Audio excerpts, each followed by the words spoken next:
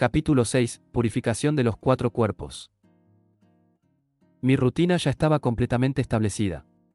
A la mañana corría, al mediodía leía y decretaba, y por la noche, meditaba. Al principio, como suele pasar con cualquier práctica, no ocurría nada. Me sentaba, cerraba los ojos, y eso era todo. Silencio. Pero aún así, sostenía la rutina. Hasta que un día algo empezó a cambiar. En medio de una de esas meditaciones, comenzaron a aparecer recuerdos. No eran pensamientos sueltos, eran escenas, momentos de mi vida cargados de dolor, situaciones recientes, conflictos, experiencias que todavía estaban abiertas dentro de mí. Y cada vez que aparecían, la reacción era inmediata.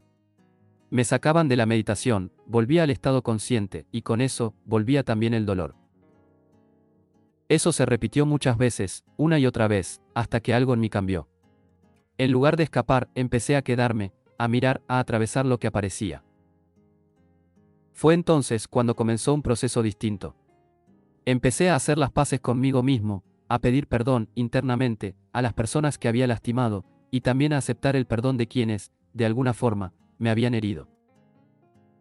No era algo mental, era real, se sentía. Así, poco a poco, empecé a entender lo que estaba ocurriendo. Estaba sanando, desde adentro. El proceso tenía su propio ritmo.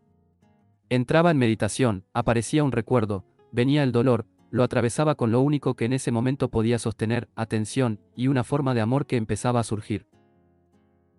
Y después, volvía. Volvía al estado consciente, pero distinto, más liviano. Hubo momentos muy intensos. En algunos casos, lloré. Aparecieron cosas profundas, guardadas durante mucho tiempo, capas que ni siquiera sabía que existían. Y con cada proceso, algo se liberaba.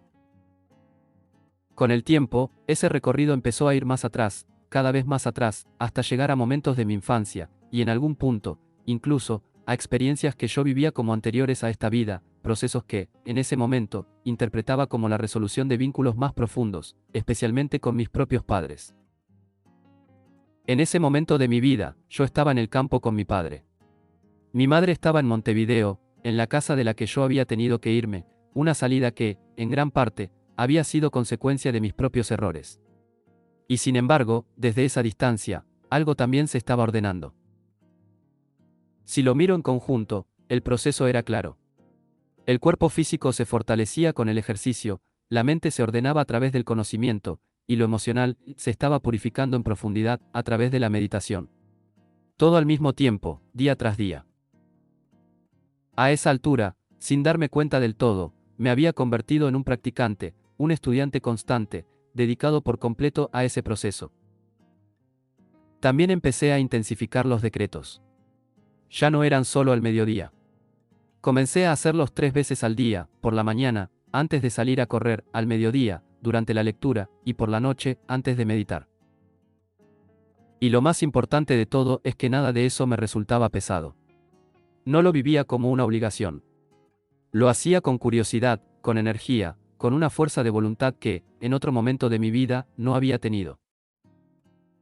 Ese proceso se sostuvo durante meses, y con el tiempo, algo más empezó a desarrollarse, una mayor intuición, una percepción distinta, y una forma de comunicación interna que, en ese momento, no sabía cómo explicar.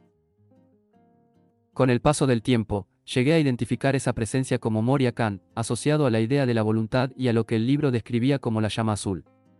En ese momento no lo analizaba, solo lo vivía como una guía interna que me impulsaba a sostener el proceso. Después de esa etapa, comenzó algo diferente, un nuevo enfoque dentro de todo lo que estaba experimentando, algo más cercano a lo que podría llamarse un conocimiento espiritual con una lógica más estructurada. Pero eso pertenece al siguiente capítulo.